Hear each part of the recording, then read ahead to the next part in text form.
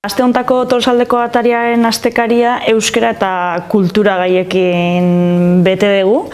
Euskaltzaindiak 100 urte beteko ditu aurten eta aitzakia hori hartu dugu erreportajea osatzeko. Jon Mirandak hitz egin du Euskaltzaindiako arduradunekin eta erronka berrien inguruan aritu da besteak beste hizketan.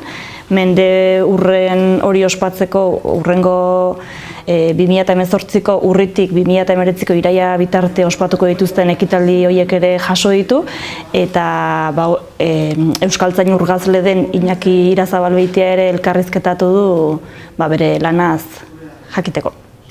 Musika mundura salto eginda berriz, bi albiste, alde batetik Inigo Terradillos kazetariak Mai Etxeberria Larraudlarra elkarrizketatu du.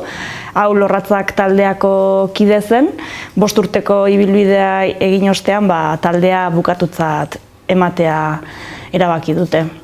Eta bestetik, Imanol Garzia Landa kazetariak David Azurza elkarrizketatu du, abeslari eta konpositorea da besteak beste, eta herritu ikuskizuna estreinatu berri du Altsasun Kukai dantza taldearekin, eta proiektu horren inguruan, eta bere ibilbideaz ere aritu da hizketan luze eta zabalda.